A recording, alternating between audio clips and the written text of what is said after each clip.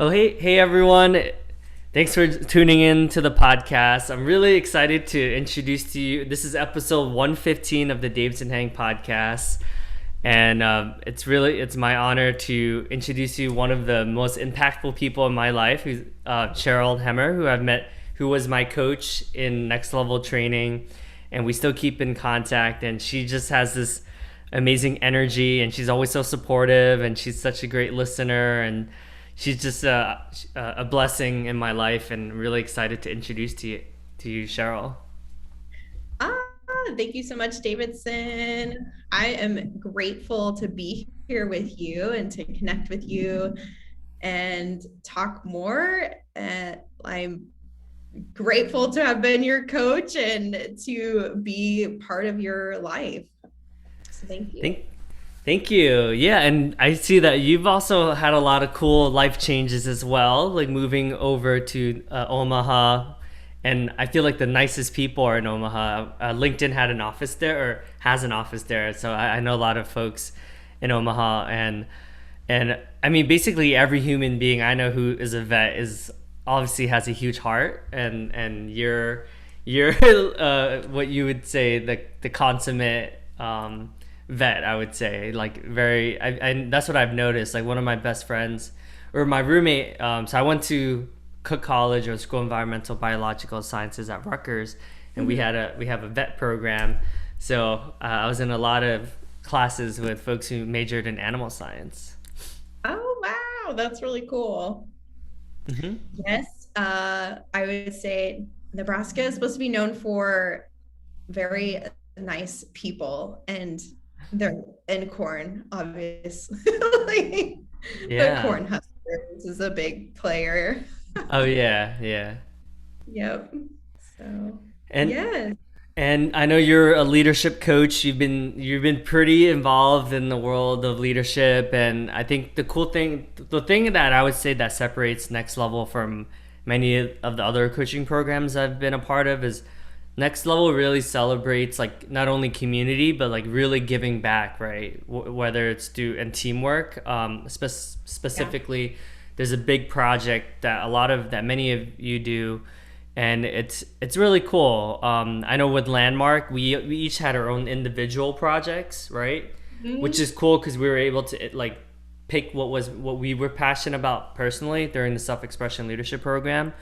But I think there's something unique and special about having it a team effort, and I think that's such a valuable skill. So yeah, I think that's a beautiful thing that you all do.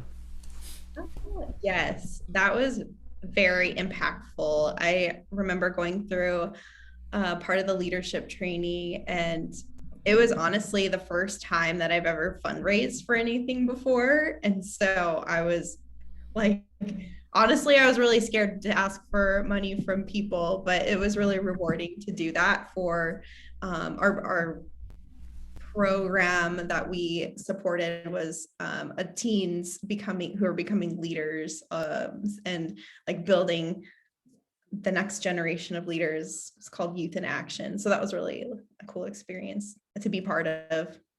It's interesting you mentioned that. I think that was a pivotal point for me too when I did landmarks. The third portion of we call it like the curriculum for living. Um, Uh-huh.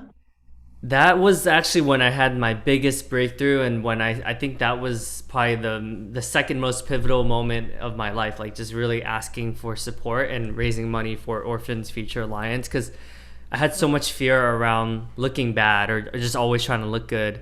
And I think once I got over that fear, like my life like really skyrocketed. Yeah. Yeah. No, I can relate to that. All like still relate to that, right? Because it's once like, but once you keep, once you continue to ask for support and like continue to stand for like things that matter to you or like matter in your community, I feel like it gets like easier and easier to like get out of your comfort zone and do that. And so yeah, it's like little steps at a time that I've noticed to kind of get past like the fear from that is like fear for that translates to other parts of my life. So Hmm. it's just like it was really, it's cool. The program is like all that translates to other areas where I don't want to ask for support. like, Mm. Yeah, it's interesting. It's I think who I don't know who said it, but it's like how we do one thing is how we do everything. Mhm. And I think it's so true when it comes to like whatever the biggest blocker we have is, right? And I think you're right. For me, it's still the fear of looking bad, right? Especially because I'm in sales and I reach out to now I reach out to a lot of executives. I'm always afraid of like, oh, what if they reject me? And even though I've been working on this for the past 6 years, that it still shows up quite often. Yeah. Yeah. I noticed that for myself as well. So like I can truly relate. Yeah. I, like for me, it shows up in other ways since I'm not necessarily in sales, but I can definitely relate. Yeah, and you know what? I'm curious, like, what your thoughts are, because I think so many of us, and I think even more for women, we spend so much time trying to look good and like trying to please others or trying to fit in, and then we don't realize this, but let's say we spend like an hour or 2 hours every day on that, and then over the course of the week, that's 14 hours, that's 48 hours in a month times. I mean, it's like 500 hours that we really spend like just really thinking about like trying to look good for others, and a lot of times it's not even for ourselves, right? I think some people it is, but I wouldn't. I'm sure this pandemic has also made us realize like, oh wow, like maybe I don't have to spend like thousands of dollars on like these clothes that I sometimes wear only once. It's crazy. Yeah. Yeah. That's totally true. I stopped shopping during the pandemic. Uh, Yeah, I feel like the makeup industry was hurting during the pandemic a lot, right? yeah. Yep. So how do you think you get well, if you don't mind me interviewing you, also kind of like playing with Yeah. your interviewing you, how do you think what do you think the best way to get over of like the fear of looking bad or like what works for you? That's a great question. I think for me it's well, I think like if I journal every day, so I like for today, for instance, I spoke in front of hundreds of high schoolers for their career day.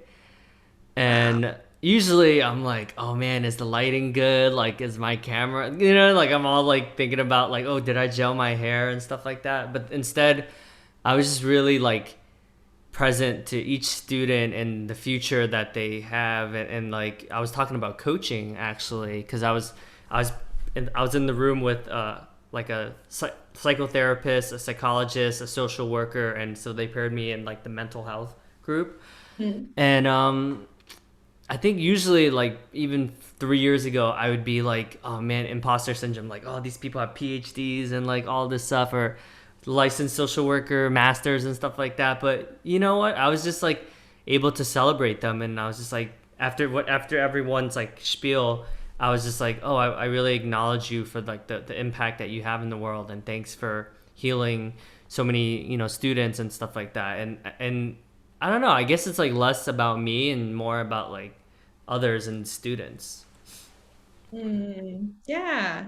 It's almost like being outside yourself supports you getting past it and like really listening to what that other person's doing or feeling or seeing or sharing. Yeah. And how about yourself? Like, have you found any good quote unquote like strategies or ways of being that has worked for you? Yeah, good question. Well, I can relate in a similar way. So I am some a veterinarian, but I'm actually working on becoming a cycling instructor. So like as a side gig. And I don't No think I way. mentioned that to you, but That's cool. but yeah, there's like a big part of that too, because when you're going up in front of everybody, like, 30 people and oh, that's my dog. So that's my black lab, if you heard her. Um, you're sitting up on the bike and like everybody is looking to you and like everybody's intention is on you, and you get to coach them and like tell them what to do with their bodies when they're on this bike. And basically, like, my goal is to inspire them into becoming like a better version of themselves, right? So and then so I really get to like focus on that. Like, it's not about Mm. me, kind of like you said, it's about like I'm, empowering others to grow, but also like I get to grow with them, so it's kind of mutual. Mm. Because I'm also working on, getting past like, yeah, the fear of looking bad. And then like for me, I've gone through just like, I don't, a lot of shame with being like in front of people, because like I was used to like hiding or not really talking in front of people, but like I was good at one-on-one stuff or like, small groups, but like this is definitely out of my comfort zone. And so I think the more I do that, like the better, the more I'll get comfortable with it. But Yeah. it's been interesting. Yeah, it's definitely just, I think practice is the biggest thing that works for it, even no matter how uncomfortable it is. And then the more you do it, the more you go out of the comfort, you get comfortable doing it, I guess. Yeah. And I think it never truly goes away 100%, right? Because then we'll just be playing a bigger Yeah, game, and then instead of 50 people, it's 100 people. Like today was 350 people, right? So I that's think, incredible. yeah, but I do think like you just kind of like get a little bit more comfortable, but then the bigger game, so you're always in that constant state of like quote unquote being uncomfortable. So I Yeah. think like that's the thing, that it never truly goes away, because I mean I still get nervous when I have to speak to 350 people, even though I've done it like 50 times now, so I don't know, Mhm. like it's interesting. Yeah, maybe it's like just getting past it a little faster each time, or like Yeah. I know I heard that Lady Gaga was talking to someone right before she got up on stage to do her last one of her last performances, and she was like telling him how nervous she was, and she's done like thousands of live performances, so I would agree with Yeah. that. you know Yeah, yeah, it's interesting. Like, I feel like that's why I love reading biographies, because you read all these like people who seem to be so confident and like have it all, and then when you read their essentially their diary, right, their journals, you're like, oh my god, like they have the same exact like feelings and emotions as me. It's so weird. yeah, yeah, it's true. We all have the same worries or fears or emotions. I'm curious. So you're committed to just growth and transformation, and you always put yourself into more uncomfortable situations. I'm curious to you as to like what makes someone like continuously keep wanting to strive, right? Like I think most people would say like, well, I don't get it. Like what drives you to always every year kind of like push yourself more? Because I don't think that's every person. That's every human being. Yeah. That's a good question. I think it's different for everybody. Like, I would say like the first when I first found out about transformation, like all I really wanted was more time and energy in my life. Hmm. And so my um and so like that was what my friend was getting from like reinventing herself and getting out of her comfort zone and like becoming a leader, right? And her thing was mindfulness and just like wanting to support others with that. And so, but I was at a point where I was just like, I could just use more energy. And so, Hmm.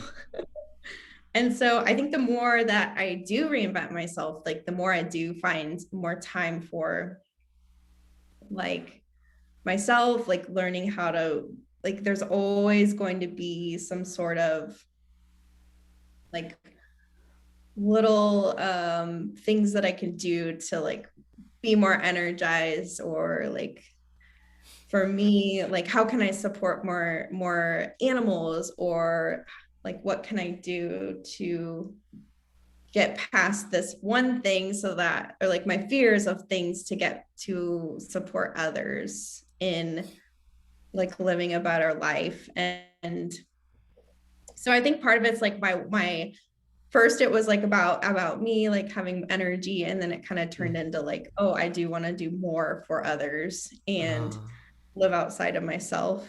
And so that's kind of what like kept me learning and growing. And also I think that I'm just passionate about growing, and I don't know if like I don't know if everybody is passionate about growing. But uh, that's I a mean, I good think point. there's Yeah. a potential for that, but maybe I don't know.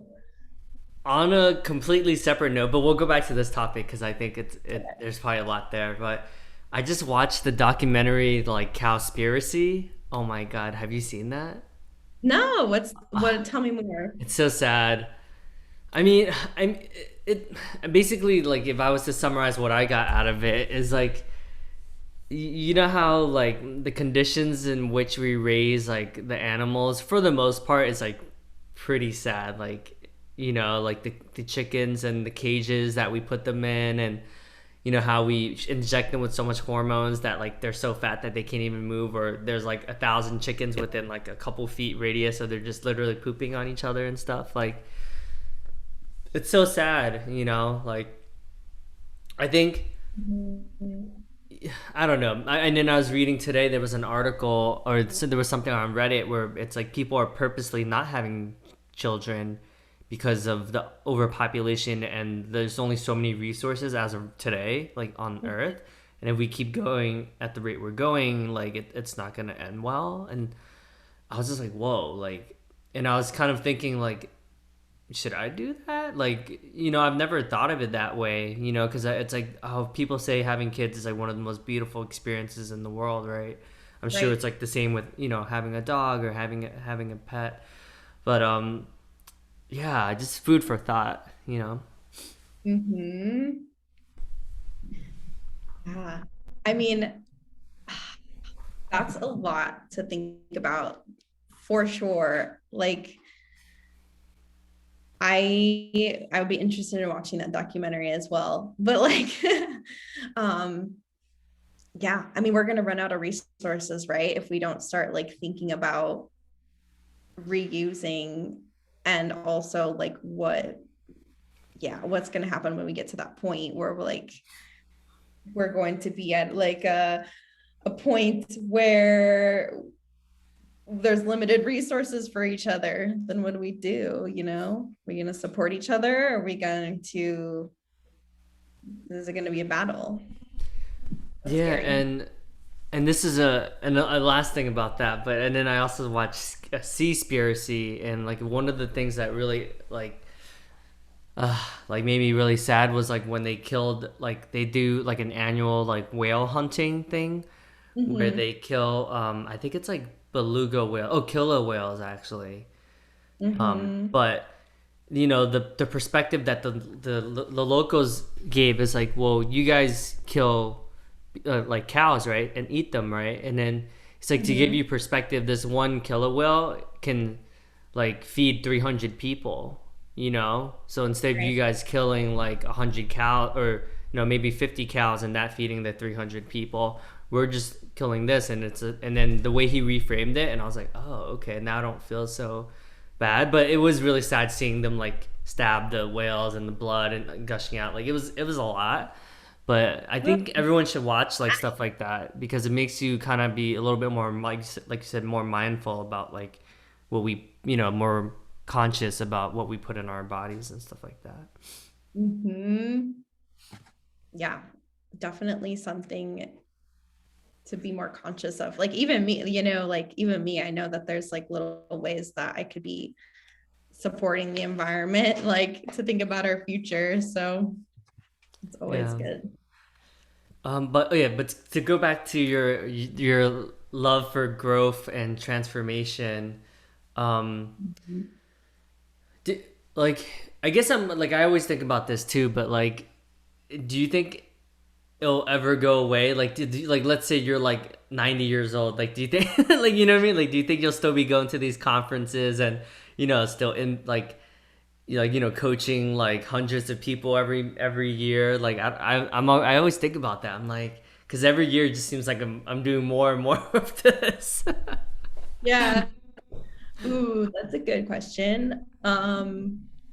I don't know. Like for me, I feel like I was telling my husband, I was like, I kind of feel like this is, you know, like a way of life for me almost, at Yeah. this point.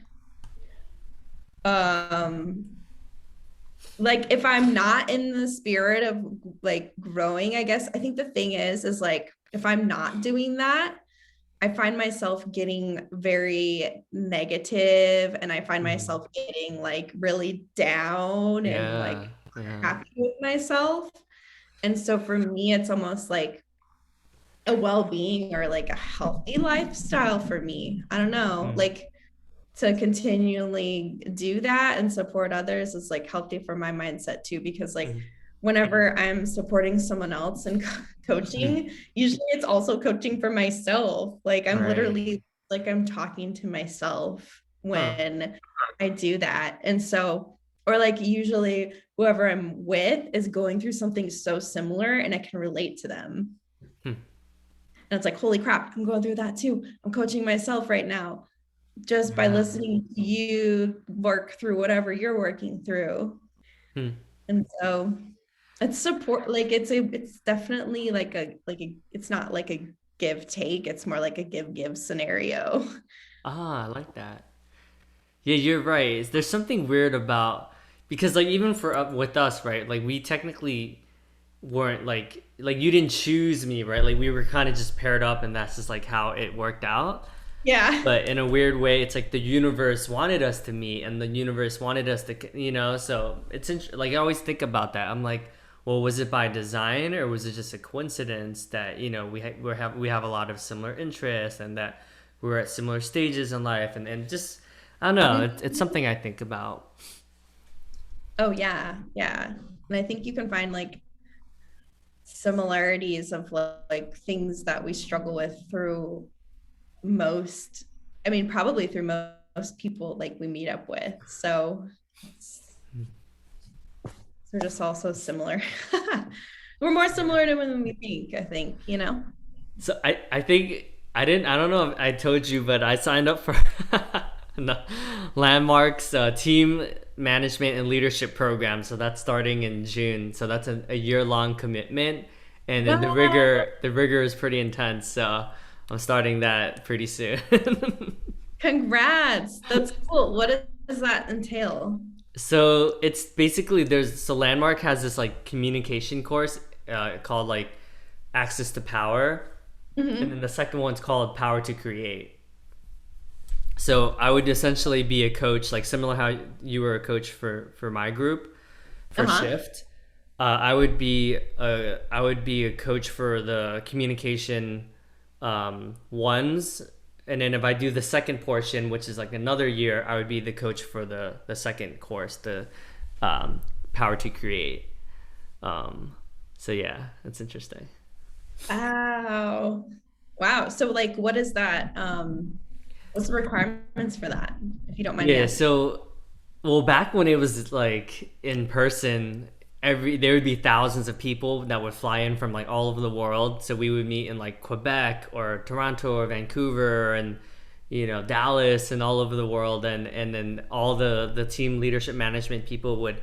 So we essentially are the building the programs like as a volunteer. So we're basically, it's like almost like a business where you're running like all the back Mhm. end stuff. And so the program itself is like pennies. It's like barely costs anything, but because like it's volunteer, like it runs itself. But it's basically like the administrative aspect of Landmark, and then every person has like different teams that you can kind of like sign up for, and then each team's like has like different projects that you want to sign up for, and it's just like a way to practice like leadership skills. But the reason why I signed up for it was because three of the most like powerful people in the self expression leadership program that I did are doing the program now. So I was like, oh, okay, I'm starting to see some trends here. And then yeah, Wow. and then one of them, Julie, who enrolled me into the second portion called the advanced course, like she sold her like huge house in Connecticut, and she's just traveling. She bought one of those, what's it called, Gulf Streams or Airstreams or something like that, and now she's just traveling Uh-huh. the whole U.S. like just doing YouTube channels and coaching and stuff full time. So yeah, it's pretty crazy. That's incredible. Ah. So what inspired you to like do that then? Well, it sounds like the your kind of people that you know. Is there anything else? Like anything you're aspiring for that will support you with or Yeah, I think so. Like what you said, like when you're in the conversation, like you're just much more empowered, right? We're not, or I guess the terminology is like being at effect or being at cause. So when I'm in Mhm. the conversation, I'm more at cause. Where when I see setbacks, I'm not a victim anymore. I see it as an opportunity. Whereas like normally when I'm in the conversation pretty often because I do Tony Robbins and all this other stuff. But Yeah. when I'm like, but even like if I just had a coach, like it was just like month to month, Mhm. I definitely noticed myself like feeling triggered whenever certain things happen. Like, I guess Sure. because I'm playing a bigger game every year. It's like, okay, well, what do I want to create this year? So it's interesting. But it is more of like a support structure, just to have accountability. So I don't, so whatever I communicate to others, I fulfill on those promises. Hmm. Cool. Ah, I love that. So cool. And how long have you been doing your podcast now? It's been, yeah, I was looking at so I average at least one a week. So That's pretty 115, so impressive. almost 2 years now, actually. Yeah. Congrats. Thank That's you. like that's a huge like thing to hold yourself accountable for, like in that consistency. Like I feel like that takes a lot of like a lot, I don't know, maybe discipline or what does that take for you? Uh, I That's a good question because yeah, you're right. I feel like there's not a lot of things that I see through like this far Mm-hmm. into it. Usually, like my pattern looks like, ooh, the shiny new object, and like, okay, dabble, dabble, and Yeah, I then can relate. and then I'm like, ooh, new shiny object, and they're like, well, what about that thing? It's like, oh, well, that was then, and now I'm not about that life now. But yeah, I think for me, honestly, like I think it's just been like a really cool avenue to like really connect with folks and just have like a deeper conversation. Because I mean, like I feel like in our world now, because of social media, we have like very surface level conversations. It's like on Mhm. Instagram, it's like, oh, cool, but it's like there's like not much back and forth. So I Sure. think this is just an avenue of like actually having like it's like substantial conversation that is beyond text messaging. Yes. No, that's so cool. I love the concept and I was very interested to see like how you did it, like and how you started it and how you kept going with it because a lot of people like stop doing their podcasts after like I was telling you earlier like no more than like 7 episodes typically. Like me and my friend are Yeah. at episode 2 in our podcast and I'm like, okay, we get to continue and set a schedule and all of that. Mm. So Yeah, yeah. Well, I mean, you're definitely right because the first time I released a podcast, it only made it to episode 5. So I did, yeah.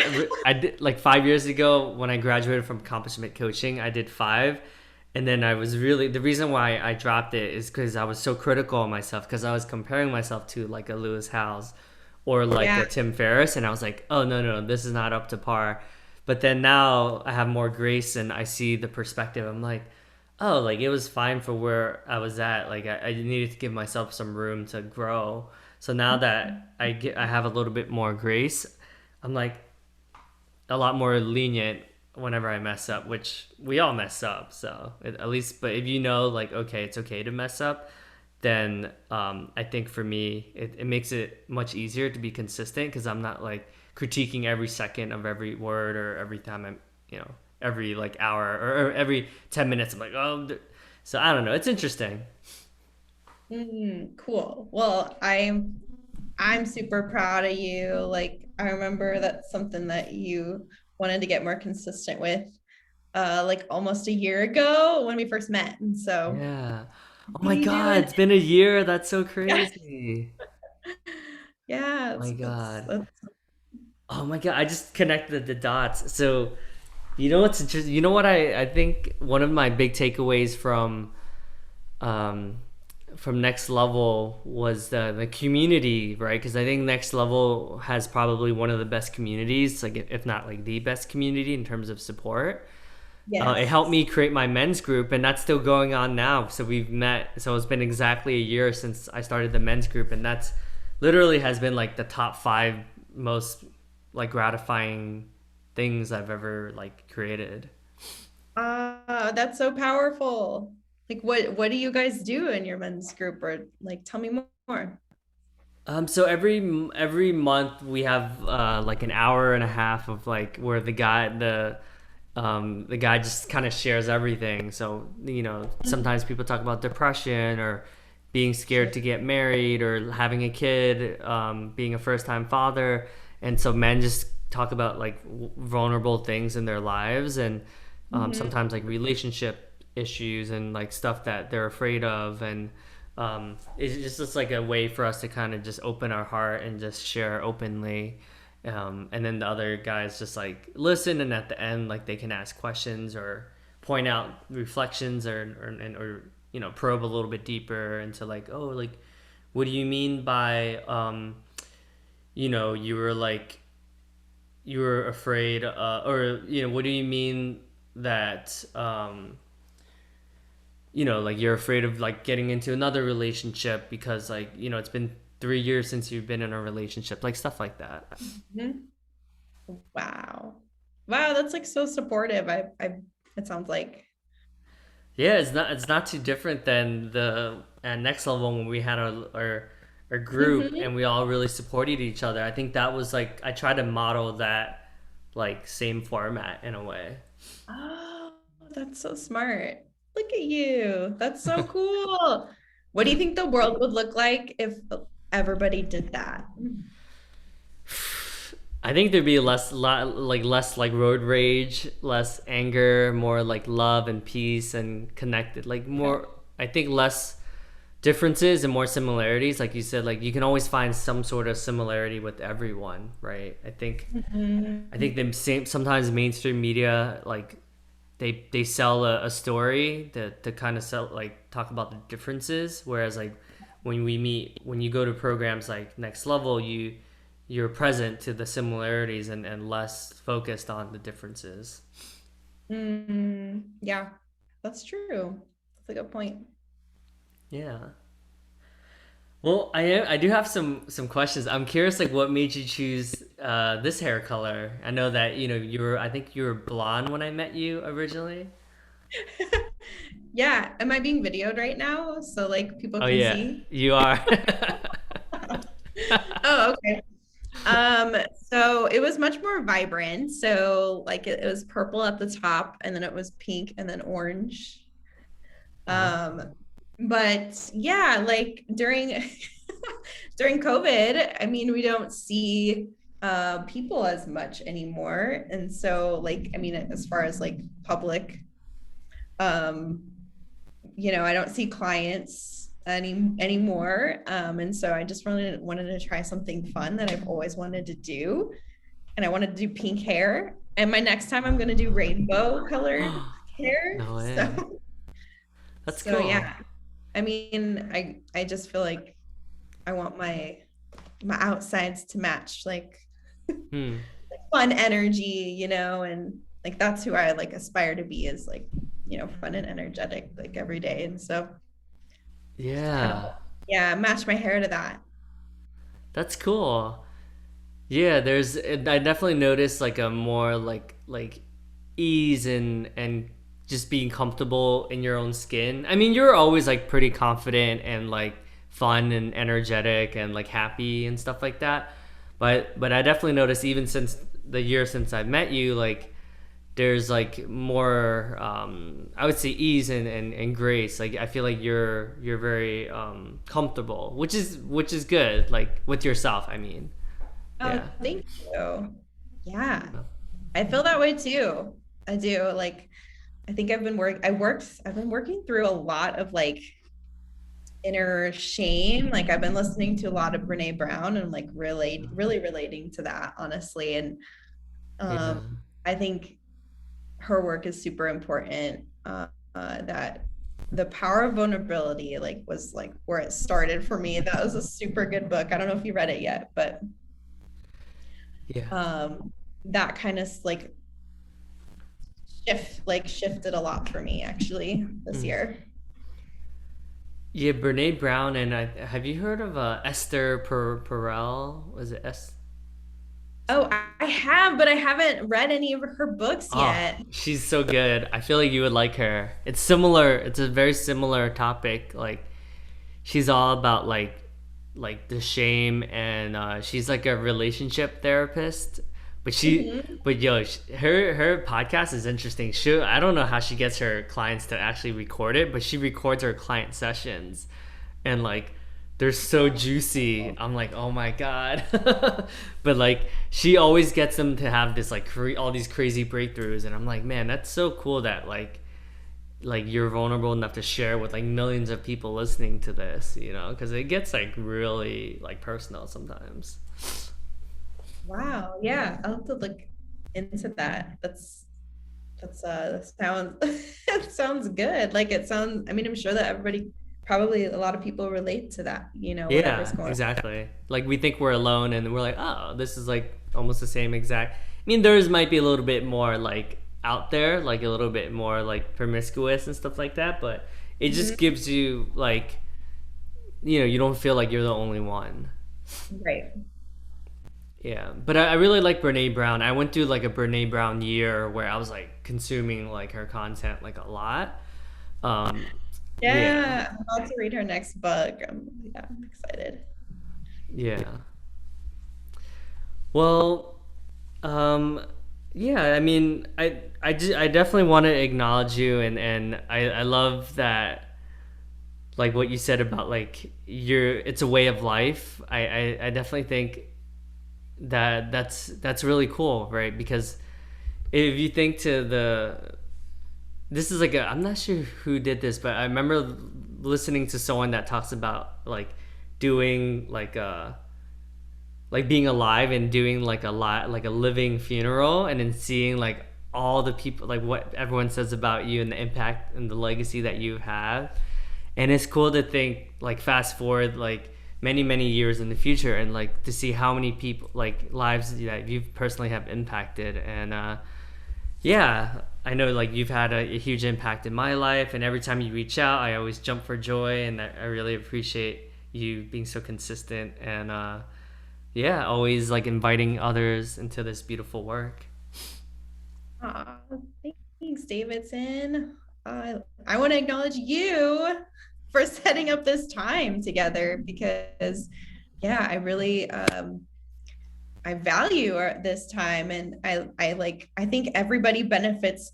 Well, from my experience, I benefit from your energy and your positivity, like all the joy that you bring, like wherever you go. So I know that people feel that for sure. And 350 people, like that's amazing.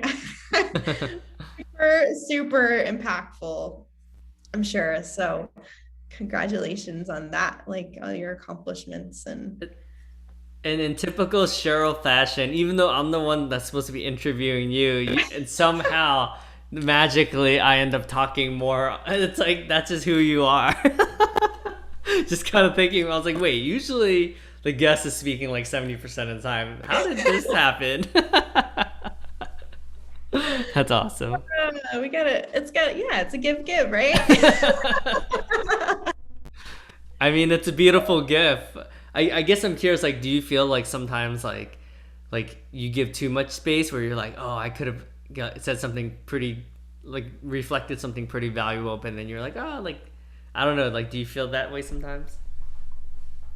No, not no, never. No, I mean it's fun. Like everybody has the answers to like, whatever they're going through. It's just like sometimes I don't know, I like getting curious about that. And also like if I'm going through something, I get curious too, like, how did you do that? Like I want to know. Yeah. So That's yeah. great. But I mean, yeah, that's good coaching. That's like coaching 101. So that's good totally. stuff. But yeah, we could have a part two. We can have a part two. Yeah, that'd be fun. Yeah, because I feel like every time we catch up, there's always like so much going on. So it'd be Yeah. cool. Yeah. Yeah. Would love to meet up again. Well, if people want to stay in touch with you or reach out to you, what's the best way to get in contact? Ooh, good question. I would say my email, CherylHemmer@gmail.com. So it's my Okay. first Is that last name. okay if I Yeah. post your email? Yeah, Okay. totally.